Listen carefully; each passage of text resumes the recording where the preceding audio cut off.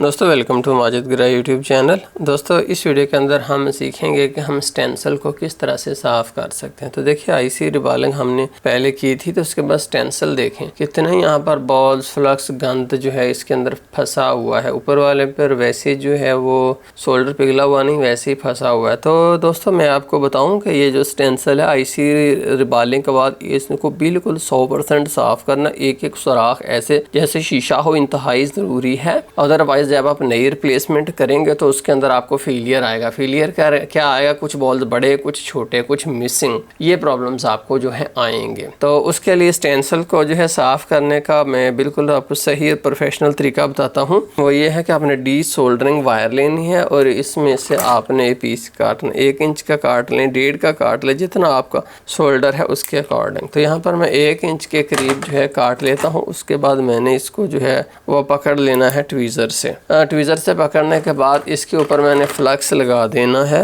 Flux इसलिए लगाना है कि ये बहुत जल्दी ऑक्सीडाइज ना हो जाए। ये लीजिए, फ्लक्स लगाने के बाद आपने जो है 420 डिग्री सेंटीग्रेड के ऊपर गर्म अपना जो है सोल्डरिंग आयरन, और इसकी बिट साफ़ सुथरी हो, टिन डागे हो, टिन की हुई हो, इसके ऊपर आपने रख के आपने इसको फेरना है। तो मैं यहाँ से शुरू होता हूँ, आप लोग देखते जाइएगा।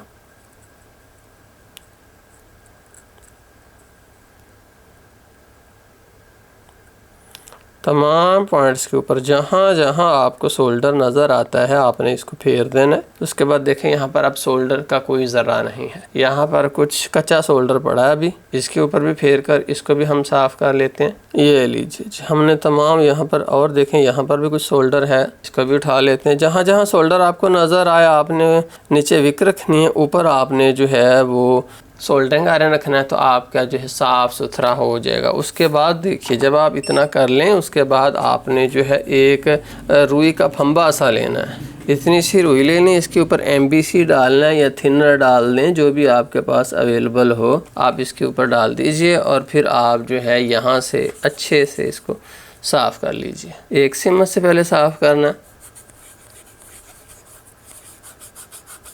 और फिर आपने दूसरी सिमत से भी इसको साफ़ करना है।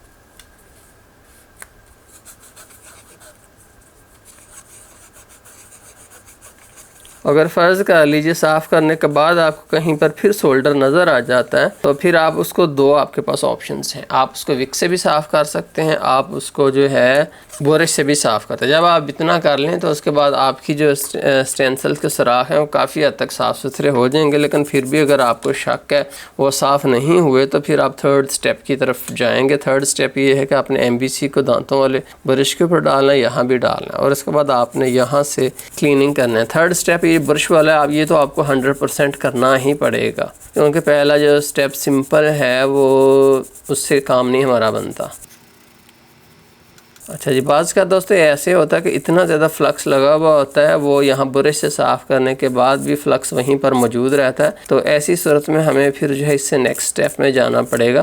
पहले मैं आपको दिखा देता हूँ कि ये कितनी साफ़ हुई, उसके बाद फिर अगर ना हुई तो फिर हम इससे नेक्स्ट स्टेप के अंदर जाएँगे, वो भी आपको बता दूँगा। ये देखिए स्टेंसिल साफ़ सुथरे इसके सुराख हो गए हैं ना, देखिए किसी सुराख के अंदर कुछ भी नहीं है। तो ये चीज़ आपने जो है क्लियर करनी है। अच्छा अगर फ़र्ज़ भी फिर भी देखे बहुत ज़्यादा फ्लक्स लगा हुआ है, तो फिर मैं क्या करता हूँ, मैं इसको ले जाता हूँ पानी के, पहले इसको पानी डालता हूँ, फिर सरफ़ डाल के ब्रश से अच्छे से अपने हाथ के ऊपर रख के मांज लेता हूँ दोनों सिमतों से।